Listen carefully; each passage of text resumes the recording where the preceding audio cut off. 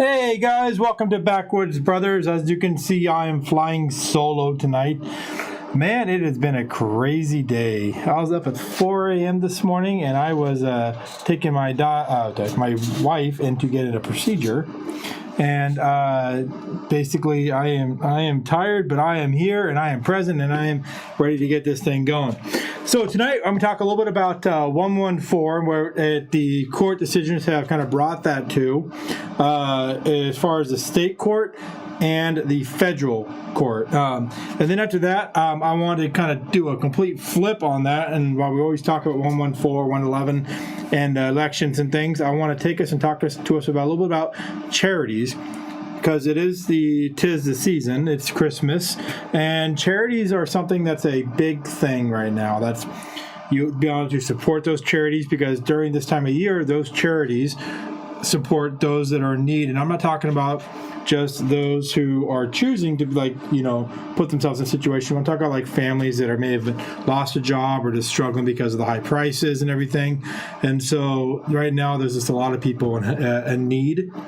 And of course, as you know, the dude up in the White House is doing an absolutely horrible job and making things harder for people because he has no idea what's going on.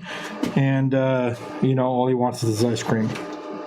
Anyways, so the first thing on we're going to talk about right off the bat is Measure 114. So there's been quite literally two different decisions on 114. So let's start the state one, and then we'll go to the federal one.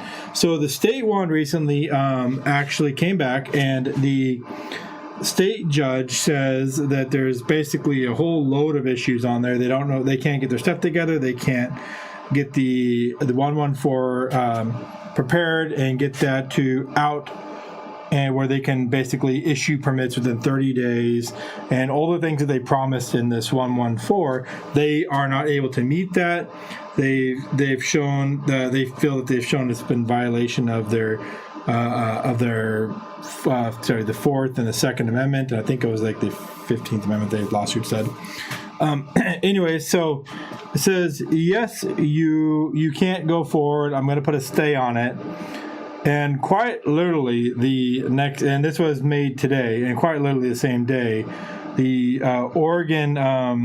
Oregon Justice Department filed a appeal to the state Supreme Court requesting an urgent review, because it's supposed to go in tomorrow, rather than just, taking the time to step back and go, yeah, maybe we should put this in effect next month or something, or honestly, not at all, but, step back and going, hey, how are we actually going to get this stuff done? They're trying to last minute and bulldog this thing through. But the judge said no, it's currently right now on hold. They requested the appeal to the state Supreme Court. They know that I'm surprised, by the way, that a state judge agreed with that. Usually that's kind of ramrodded through. They threw all the other state ones out. But this judge said he agreed, and he put a stay on it. And if the Supreme Court is not going to hear them before tomorrow, which from what I understand, it's not going to happen. It's going to take a little bit. Then there's been a temporary stop on that, and it will not go into effect tomorrow. Now, if the Supreme Court goes through and looks at it, and they agree, he said, "Hi, I can't believe that this I can't believe that this right that is in both the Oregon and the U.S. Constitution has been lessened to a privilege to send it to voters." Embarrassing. I know. And well, the thing is, it's the U.S. Supreme Court, greetings, the U.S. Supreme Court a while back ruled that it's not, while you can't say, no, you cannot own a firearm without certain stipulations, such as commit a felony and so on, while you can't say that, they have said that you can put laws around it governing it. And so this is where they're trying to basically take Second Amendment away, by falling in that gray zone. And the thing that violates the Second Amendment is that there can't be any overburdensome process or anything that would slow a normal person from getting a weapon in any case. And in this case, where the law enforcement that would be issuing those permits has said we cannot even issue those within the 30 days that are identified here in this ordinance, or the statute, not ordinance, statute, ordinance, a local statute, state, in the statute that would basically make this all go into effect. They said we can't do that 30 days, and even 30 days is even questionable if that is still a legitimate time. Any firearm law is an infringement.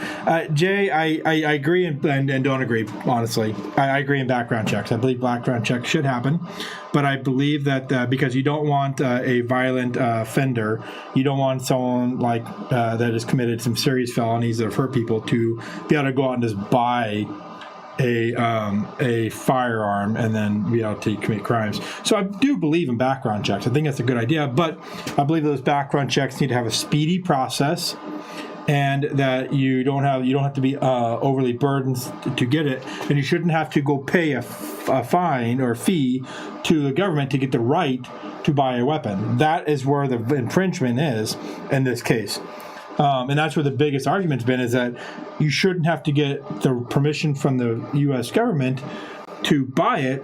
You should have the ability where it's if you've done something that you've foregone, or you've given up your rights because you decided to kill somebody, hurt somebody, rob a store with a gun, or something like that, where you've given up those rights, then yeah, you should lose your right to own a firearm. Which, if that even in that case, you can still appeal to get it back. But when you look at the Justice Department, it's the U.S. Department of Justice and their records that actually talk about gun violence and committed, it's over 90%. I think it's much closer to like 95 to 97 somewhere. And I forget the exact stats, but it's well over 90%. That are of the gun crimes, murders, and crimes committed with guns are not committed by the weapons that were legally obtained. They were done by black market weapons that were bought on basically from a drug deal. They were taken, stolen, things like that, or they were done using basically they took a family member's weapon who had obtained it legally. So those even with all these laws, none of this will help the problem. There's no stats, there's no backup, nothing there to stand behind to show this would help. And now the argument around the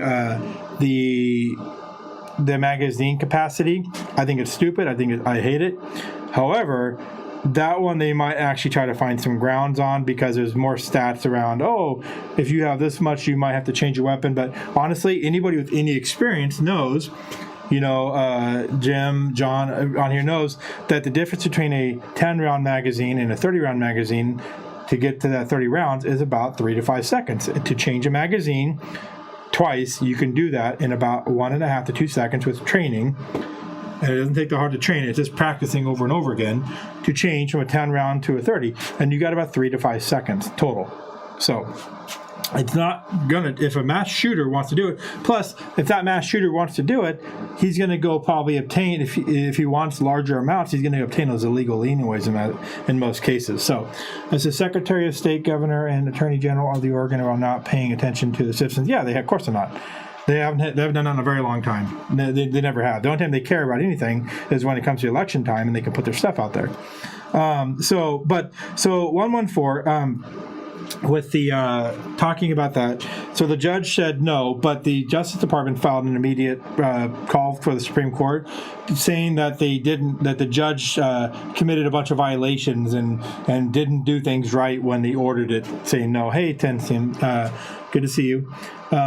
Jay says that's what prison is for. If they can't be trusted with a firearm, then they can't be trusted around the public, because anything can be a weapon. And that's very true, Jay. I do get that. I mean, you look at with the Darrell Brooks, he used a SUV, and I get that. And that's the thing: if someone wants to kill somebody, they're going to find a weapon no matter what.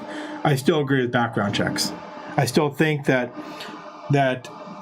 if someone has foregone that right, they should still have a background check. Now, like I said, I think that needs to be a very steady, and it needs to be a really good process to it, not one that's going to cause problems. Oh, everything is going crazy there. But I do agree that felons who've committed the crime do need to go to jail. They need to spend time in jail and pay for that. So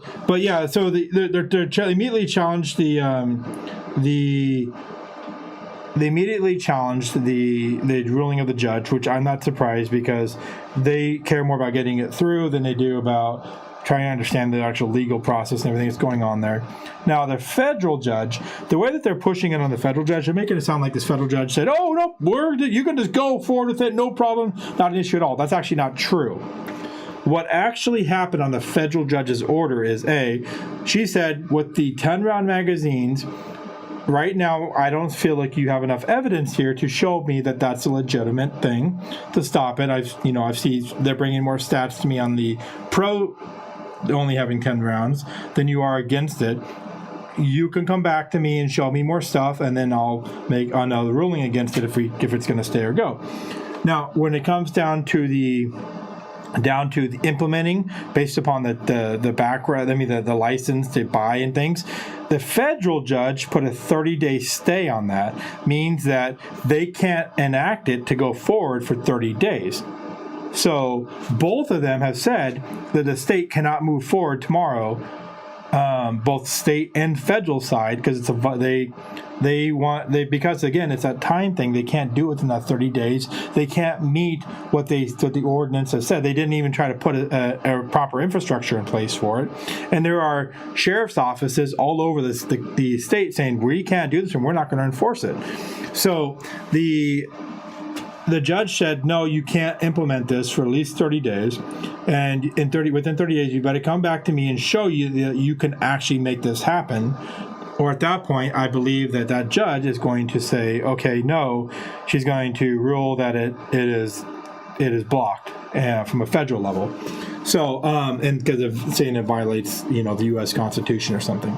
So, the 114 is very much has had some good wins about it, but as you know, the mainstream media is trying to block and hide that by saying, "Oh, the federal judge said it's good to go. Let's go forward with it." So, if you see that, read further into the story, and you'll see where that actually talks about it. Don't believe the headline that they're putting there. So, but yes. So, as far as the 10-round magazines, those technically are blocked right now because of the state judge, but those will probably proceed forward still. I have a feeling because they're gonna push it through the Supreme Court. I'm sure someone's gonna pencil whip that crap at the top. But as far as the licenses and things, that's currently has a 30-day stay of execution from the federal judge. So we'll keep a close eye on that and keep letting you know what's going on there. But don't get focused solely on 114. Please make sure. Millie says, I'm also not surprised anymore yet. But please make sure you keep an eye on Measure 111.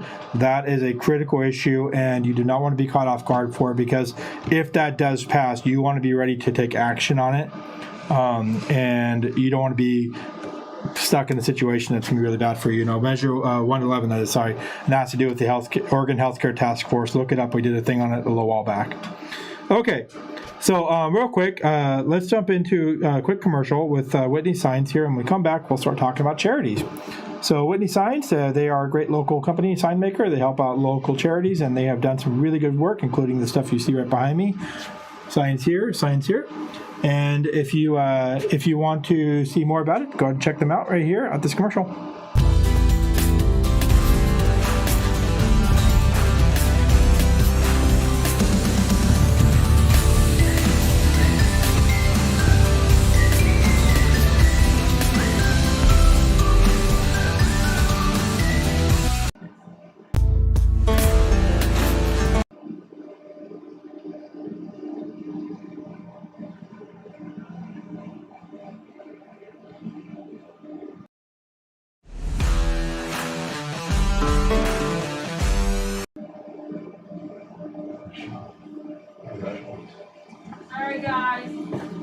Whitney Signs, a great sign maker all around. They do great work. I know we're having troubles with that I got to spend time that I don't have to try to fix all that one of these days. But great sign. I've seen the commercial plenty of times. They're right here local. Look them up on Google. You can find Whitney Signs. I believe it might be whitneysigns.com if I remember right.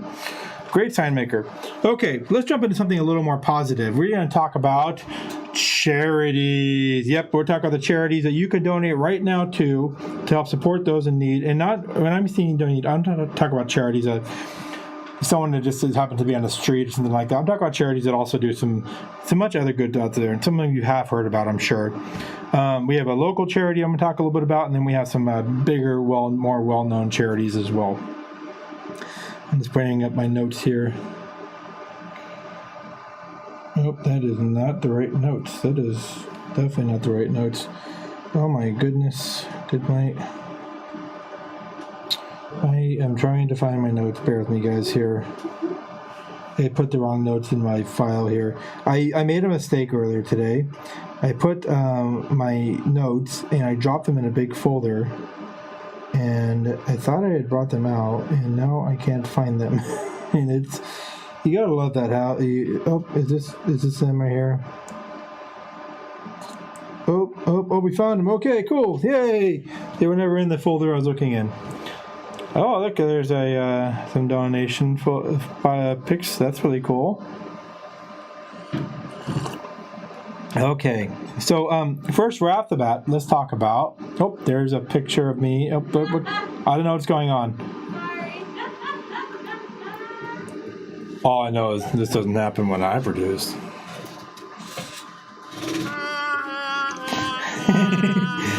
No, there's some serious technical issues here. We need you guys' support here. We need to please visit our website, backwoodsbrothers.com, campfirediscussions.com. We have some good merchandise there. When you guys buy the merchandise, it helps us to put money into an account that supports the show, because this costs money every time we put a show on. But also, yeah. But it helps us to save up. We have to buy a new computer for the studio here that helps us to process all the video coming in and everything else you don't see behind the camera. And it processes it all for us. Right now we have one computer doing all the work, and sometimes it gets confused. Yeah. I was hanging out that was my daughter when she was born. Okay, so the LMA, they laugh from behind. Anyway, so the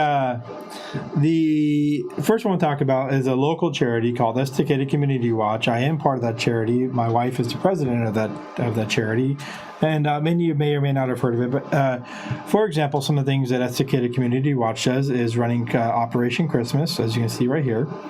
And Operation Christmas this year is adopting, I think, around 18 or 20 families. I forget exactly the total. 20 families. And these families, what happens is we get their information as far as like what they need and basically what kind, who's in their family, how many is in their family. We ask them if they need a Christmas meal, and it's an amazing charity that has helped so many people in the community. Yes, it is.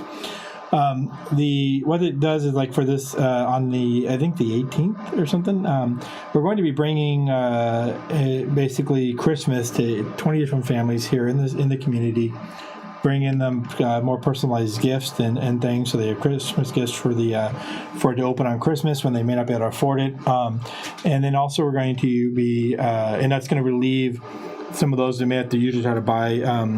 What is this, Edom? This is it's a local charity, and it's called Operation Christmas. And what it is, it's where we adopt families for Christmas and help them get presents and be able to. I think we do trees as well. Also Christmas meals, and so they can have Christmas and not have to worry about either they don't have the money to get it or spending money that they may need to put towards, like, bills and things. We take care of Christmas for them right here in our local community. That's 20 different families. And so, and it's not just Christmas that ECW does. They did Thanksgiving. They think there was like 15 to 20 families that they got Thanksgiving meals from the Esticated Community Watch. And what it does is the group pulls in this actually pulls in support from the rest of the community through taking in donations, getting people involved, and then it pushes back out, gets the community to start thinking about community service, and does what we can to try to get them involved. Plus, we put on a few events a year to get the community kind of like out, moving about, and just small town feel, and really bring in that sense of kind of being togetherness as a small community. And that's kind of what this is focused on. It is another part of it that focuses on like emergency response and stuff, getting generators to people when the power goes out, or clearing trees and debris, or giving road reports. And there's all sorts of, this doesn't matter. The organization tries to be there for people when they need to be, and that's what they was put together for. So that's Estacada Community Watch. You can find their website at estacadawatch.org. And you can find out more about them and some things that they've done, see some pictures, communicate with them. Also, they have a Facebook page. And that is one of the things going on. So if you're local, or you just want to help something local to our community, you can go on there and you can donate to the organization to help support them. If you're local, you can come out and see what kind of maybe get involved in some of the events going on, or if you're someone in need, you can reach out and let us know. Okay, so that's a local one right here that I absolutely love. It's been out for a few years. Let's go to another one that I absolutely love as well. This is Toys for Tots. Toys for Tots is actually a pretty good one, and it started in 1947. It was a brainchild of a Marine Corps Reserve Major Bill Hankins. This one may be repeated into our next show as well. So Toys for Tots, basically what they do is they take donations all around, even if it's small, but it's still worth it. Yep, exactly. So, but basically what they do is they get... it started originally by taking handcrafted dolls and kind of delivering to different places. But you can take and you can get toys donated through Toys for Tots. It's done through, I think the Marine Corps is the one who, of course, is the one who runs it. And then they take donations all around the country, and they take these and they donate them to kids in need, kids in hospitals, and different families that might need them. So it's a 501c3 nonprofit charity, and it was officially established in 1901 at the behest of the Marine Corps to help run and support the Marine Toys for Tots program. So they actually basically filed for the 501c3 then. Jason says, I really appreciate you guys from my heart. I appreciate that, Jason. Carissa says, just joining. Hello. Hey, Carissa, good to see you. David, good to see you. Even if it's small, but still, okay, I already got that. Carissa also runs an awesome nonprofit in Malala. Yep. Malala Cares. I feel bad I didn't put them on the list here. I kind of went for some bigger ones. And Malala Cares, they do a lot of the same things, kind of like what Estacada Community Watch does. They help local community. They try to respond to needs for emergencies and things. And that's through, it's called Malala Cares. I believe they have a website. Maybe Carissa can post it. Let's see. Presently, the Marine Toys for Tots program distributes an average of 18 million toys to 7 million less fortunate children annually. So this is every year. They deliver 18 million toys to 7 million kids. There's a lot of kids out there to support by it. So all you can do is I think they're in most stores and things, you can go and you can buy a toy at a store and you can drop it in the box and then they pick it up and distribute it out.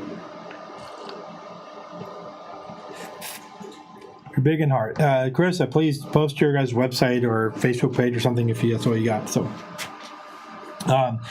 the Toys for Tots program, its website is toysfortots.org, malalacares.com, or Malala Cares on Facebook. Toysfortots.org is where you'd find more about Toys for Tots. You can also donate for financially because it does cost money to run the program, and they have been around for a long time. It's well known, and they've there you go, toysfortots.org. You can get more information there, but really that one's probably one of my favorite ones because if you're worried about donating money to an organization and all the money that you donate goes to overhead and only a few cents go in this case here, you can, if you're really worried about that, you can surpass that. You can go and buy little toys, and to drop them in the box, and that's not going to go to overhead. That's going to go right to somebody. So It's toysfortots.org. So check that out and find out where you can find a local drop station. And a single toy matters. It really does. The next thing we're going to talk about is an organization that we've worked with a lot. I really like them. And some people have had some issues with them in the past, but that's because they were misunderstood, or there was a little bit of problems when they come down to their pay for their senior person. But we've only experienced good things with them, and they've been there for us, and they've done so much good for us. And that's the Salvation Army. The Salvation Army, in the past, for the last couple of years, during the major fires, they brought out and they did food boxes for us. They helped basically bring food boxes, pallet after pallet after pallet of food boxes. They provided food boxes for during the holidays and things when we had give extra food out to people. We provide them a food box for kind of the same thing like we're doing with the families. We might have a food box for them they can cook their own meal, or we give them a hot meal. And so they've been around since 1852. They do operate a lot like a military style where they have ranks and everything, and there's people that are paid, but there's mostly volunteers. They do what they can to raise money, but they do everything from providing food, shelter, classes, resources. They have a whole variety of what they do. So with the Salvation Army, you can donate directly to them for stuff, but at the same time, I said I missed the beginning, but we are a nonprofit. Everything stays local, but by local, that is what we call the Malala Metro. Malala, Colton, Estacada, Malina, etc. The Malala Metro, huh? What about the Estacada Metro there, Chris? What is that? Oh my goodness, it's doing it again. You got to go into, sorry guys, you can actually shut off the comments for a minute if you need to with the comment button, Brandy. But you can go on to, or just change the cameras and it should go away. Or you have to change the screen. I'm sorry, maybe put a photo on or something. Sorry guys, they come up out of YouTube. You get these wackos on YouTube. They drop those comments and I went away. I can still hear myself though. Oh, there I am.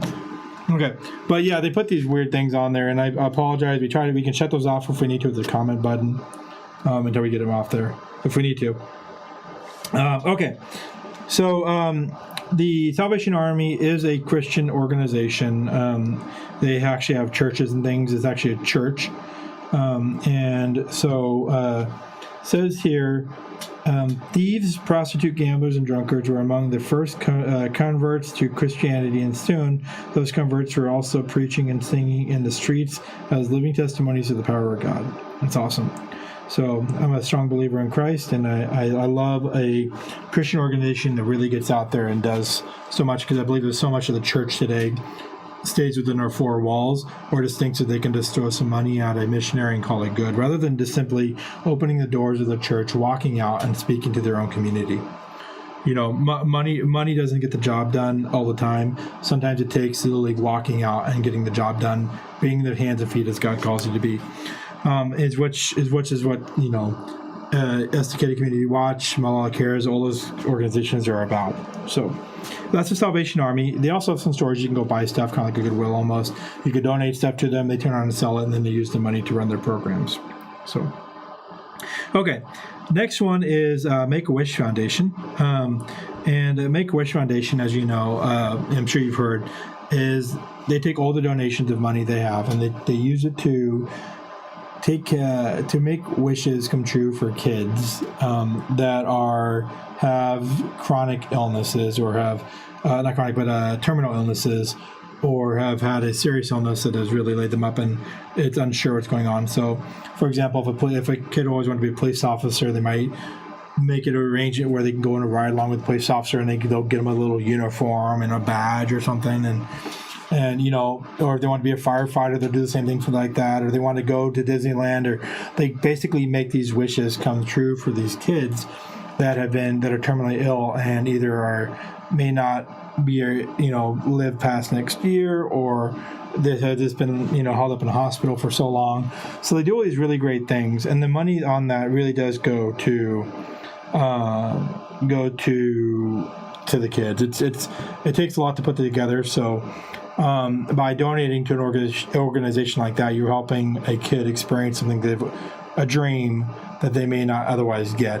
So, and as a parent, if my daughter was in a situation like that and I wasn't able to help make her dream come true, to have an organization come in and to help know that my child is getting a chance to have their wish come true because of people donating to an organization, putting it together, that right there is, I mean, it's something that can't even put words to. And if you're a parent, you know what I'm talking about. So as a parent, I support this organization because of what it does and what they stand for. And I've heard so many good stories come out of it. So that's Make-A-Wish Foundation. You can find them at wish.org. It says, yeah, these are pretty annoying. Yeah, I know. Sorry, guys, about that on there. So the Make-A-Wish Foundation. They're gone now. They're gone, okay. I think it was in 1980. It says, for children diagnosed with critical illness, a wish come true can be a crucial turning point in their lives.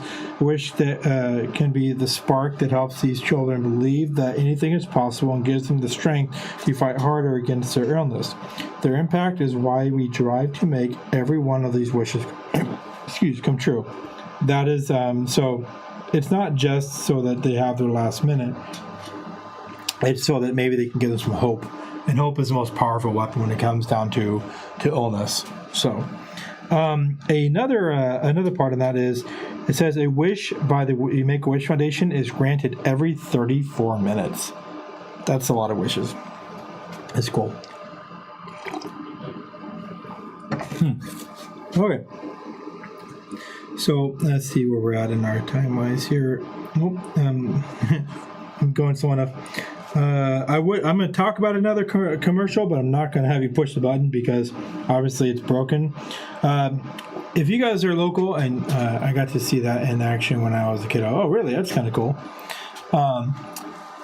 If you guys are local and you guys like pizza, it's one of our absolute favorite pizza places. It's a great place to take the kids because they got video games and everything else. That is Hitching Post Pizza right here in Estacada. If you are Sandy, Malala, if you are Colton, Clackamas, anywhere, you're traveling through Estacada and you're watching this, stop by, grab a slice at, we've got to grab a whole pizza. They don't sell by the slice. I wish they did. But you can swing by, grab a pizza, take the whole family there. They have adult area after hours as well, pool tables and everything, other machines there for you as well. And swing by, get some food, hang out with the family, have some friends you're passing through, and it is absolutely amazing pizza. Try the dill pickle pizza. I have not been brave enough to try it, so I'm waiting for someone to tell me how it tastes. Or I just need to try it, but I hear it is a hit, so... Okay, so the last one on my list here, coming in at number 5. I went from best to worst, I guess. I don't know. I'm backwards. I probably should have started the other way. Is Samaritan's Purse. So, Samaritan's Purse. Bob Pierce wrote this famous words in his Bible after visiting suffering children of the Korean island of Kojedo for over 40 years ago, and it's. I'm not going to read them all to you, but I'm trying to find the right words here. And apparently it didn't copy that in there. Oh my goodness. I had a quote for you out of there, but I can't remember what it was. Oh my goodness. Anyways, so Samaritan's Purse was started in 1973 by Bob Pierce. And basically what they do is they go out, and also with, by the way, an adventurous young student, I've pretty heard him, Franklin Graham. And basically what they do is they're a missions group, and they go out and help people around the world. So we've talked about some of the stuff like Make-A-Wish is usually U.S.-based, and Salvation Army is U.S.-based, and a lot of these other ones are U.S.-based. They do have stuff outside the U.S., yes.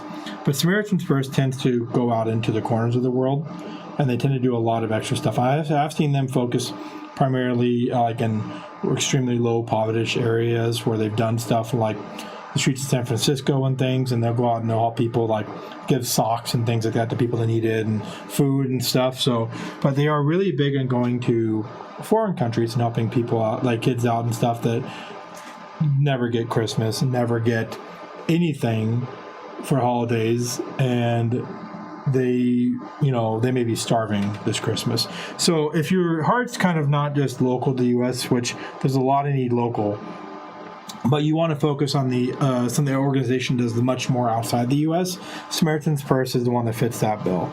So they are definitely the hands and feet around the world. That was not the quote. I thought the quote was down the bottom here. I'll have to look it up. You can find the quote on their website. If you want to know more about Samaritan's Purse, who and what they do, by the way, one of the big things about Samaritan's Purse, I almost forgot to tell this part, Operation Christmas Child. Operation Christmas Child is where you can actually get a box. You stuff it full of stuff. It's a little shoe box. You stuff it full of stuff, and then you send it out, and then it gets sent to missionaries around the world who then distribute it to kids. You can put toys and everything else in there. And like I said, their big focus is outside the U.S., and that's where a lot of those boxes go. You stuff a box full of toys, gifts, other little things, and then you send it on. But that's you've probably seen the green and red shoe box looking things at most of the churches around the area. And that's what Samaritan's Purse is. So you can learn more about that at Samaritans-Purse.org. Now this one is the UK. Apparently, I put the UK link on here, but there's a US one. If you look that up, you'll be able to find more about it. And look up Operation Christmas Child. And those are just some charities that you can focus on, and you can look to try to support this Christmas season. I'll give you a quick rundown on those again. That was Estacada Community Watch. That's a local one here to Estacada and Eagle Creek area. They adopt families during Christmas, and they do a whole bunch of different things to try to really push back to their community and bring the community together. You got Malala Cares over in Malala, and they kind of focus on the Malala Colton. I think they mentioned Estacada, and it's kind of the surrounding area around Malala, or the Malala Metro as they call it, even though they're really part of the Estacada Metro, I know. And so that's another one you can look into. And they do a bunch of great stuff. They've been out there helping when Estacada was in need. They've been there. They've gone out, and I believe that they've done something similar where they adopt families and stuff for holidays. And I know Carissa can put more on there, but their websites can tell a lot more specifics of what they've done. And then you've got Toys for Tots, which is one of my favorites. And like I said, you can just buy a toy, drop it in a box, and it'll get to a child somewhere here in the U.S. Salvation Army, which I told you they've sent such a great help to us, and they've done such good things. And they're a church, but they just help everybody, families, everything alike. They're always helping with stuff. You got Make-A-Wish Foundation under wish.org. Then you've got the SamaritansPurse.org. Thank you guys so much for joining us. We are at the end of our time here. That's good, by the way. So Michael says here, Brandy says, hey, I'll play the theme song when you are done. Oh, okay. What theme song is that? Our theme song? The Backwoods Brothers theme song. Oh, there we go. Okay, guys. Well, you know what? We're at the end of our thing here. Thank you so much for joining us. At 8 o'clock here in about 15 minutes, we'll be starting up Ranger games, and we got some good stuff for you, too.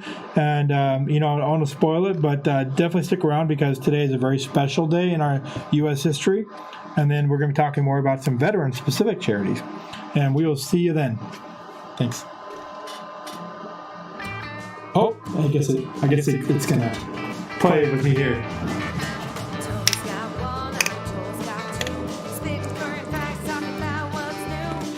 Get down in the Backwoods Brothers. Make it torture you while I'm singing.